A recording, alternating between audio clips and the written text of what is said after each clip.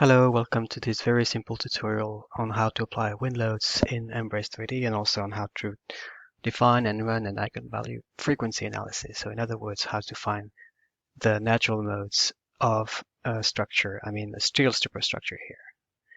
So if we go to features here, we'll see that we have the box for the wind loads checked and this box as well checked, the frequency analysis. We have a very simple system. It doesn't mean to be absolutely realistic of 2 girders, 60 foot long, 6 foot spacing. These are the material properties. The girders are simply supported. We've got stiffeners at the third points. For girder number 1, it's on side number 2, which means it's located on the right side of the web, so you can't see it from the outside. And for girder number 2, it's also in the interior, so just side number 1 here. We've got 4 cross frames at the third points and at the ends. We're not applying the multiplier of 0.65 for the cross frames. Okay, we can do that for live load analysis, but it's not really useful here. We always can, of course. We don't need to click on this button, but it doesn't do any harm to click on it. It will just store the reference points. So here, the third points and the ends. We've got a really fine mesh here with 8 elements through the web, a mesh size of 9 inch. Just one cross-sectional profile that we're assigning to all the segments for all 2 girders. So very simple here. We are activating the whole superstructure, so one stage from 0 to 60 for both girders. Cross frames are activated. And here's the form where you would define the wind load. So we have, say, one wind load. Say the design pressure is 35 psf. We are subjecting girder 1 to that load, and the wind direction is 0. That means that it's acting in a direction that's orthogonal to the girder. If instead it was coming from the other side, you could do it's applied the wind load is applied to girder number 2, and the wind direction is 180 degrees. Okay, but here we're saying that it's the girder on the left which is exposed, so it will be 1 here and 0.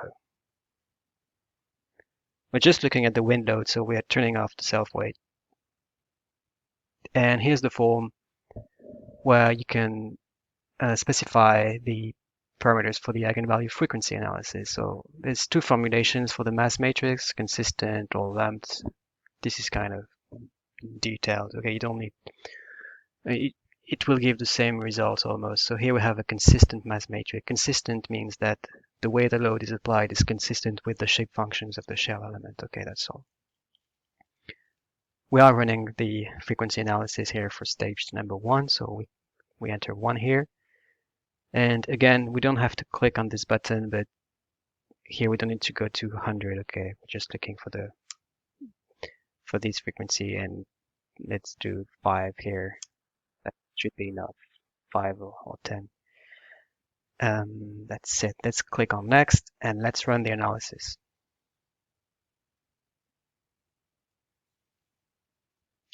About 36,000 degrees of freedom here. Of course, it's many more than what you would have with beam elements, but it's little compared to what you could do with Embrace 3D. We have systems with 500 degrees of freedom, 500,000 degrees of freedom, for example. Let's scale down the arrows for the load, so you can see the wind load is applied perpendicularly to the girder number 1. Linear elastic solution, the magnitude of the displacement vector is 3.8 inch. So pretty substantial already, but this is a very flexible girder. Okay, the flanges are really they're not massive. We can look at the cross-frame forces here. Cross-frame forces on the wind loads are primary members, about 0.8 kips here, 0.3 kips. We can look at the layovers, but that's not a good idea. We should instead look at, say, the lateral bending diagrams for girder 1 and girder 2. And you can see for girder 2, the load is really transferred at the third points by the cross rams. That's why we have a constant lateral bending between these cross rams here. So that's kind of interesting, I thought. Same for the bottom flange lateral bending diagram. We can look at the sigma YY stress, which is the stress along. Y is here, so it's the stress that's along the face here, along in the Y direction, and you can see it's all in the flanges as expected. The flanges are resisting the wind load.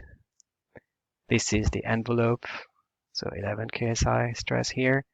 If we go to the top face, we can see that, hey, this part of the flange is in compression as expected, and that part is in tension. Okay. So now let's look at the dynamic mode shape, so the natural mode of the structure. The first mode, and let's maybe zoom in a little bit. First mode has a frequency of 1.2 Hertz.